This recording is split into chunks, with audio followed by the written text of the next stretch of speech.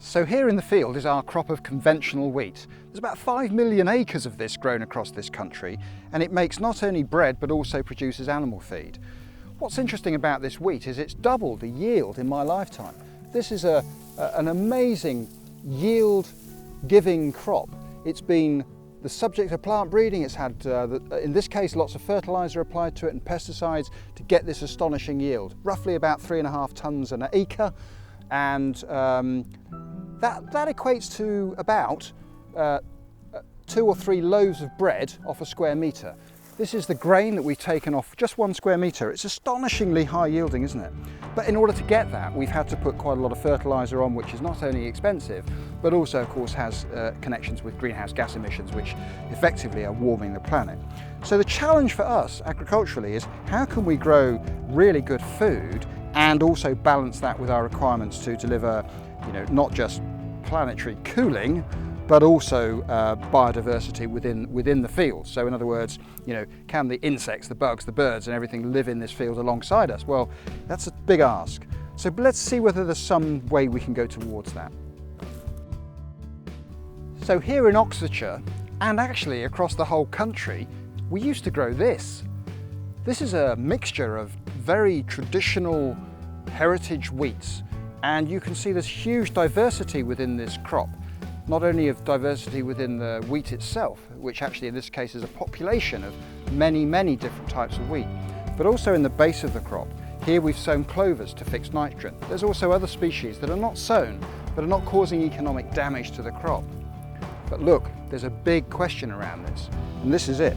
So from our square metre, this is the grain, the amount of grain that we've got, which is significantly less than the amount of grain that we got on our other crop. So this one may only yield half the amount of grain, but it does deliver in terms of biodiversity. There's lots of insects in here, you can hear the birds, it's all happening. And actually in terms of carbon footprint, this is also quite interesting because it's not receiving any nitrogen fertiliser or pesticides. And that of course means it's cheap for farmers like me to grow it. So actually, this is an interesting crop. But you can't get away from the yield penalty that we're facing. So we've spent about £150 an acre on the conventional wheat crop, but of course on the heritage crop we've spent nothing. So even though we might get less yield, the crop is still profitable because we haven't spent money, so there's no risk or less risk for the farmer.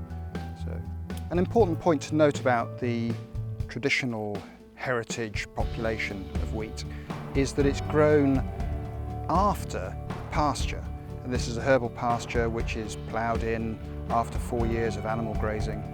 And the beauty of that is that the herbal pasture is not only providing fertility for this crop, so it doesn't need fertiliser, but also the fact that the crop should be mineral rich. So in other words, the food that we eat should be better for us. So that's a real plus in my mind. So, solving problems at source is always the best way. Whether you're a farmer or an eater, to me, it seems an interesting point to make. I mean, I just really like the idea of this crop. I just think it's a really interesting crop to be in. I think it's a really interesting crop to eat. I know it's really tasty because we baked with this type of population mixture before, and it just works. Yeah, it's inconsistent, and you've got variation within the crop. But actually, if you think about it and don't let that be a problem, this is a really interesting crop because it delivers on so many different levels. So I think it's one possible way of going forward. I'm sure there are many others, but just seems to fit the English bread making story.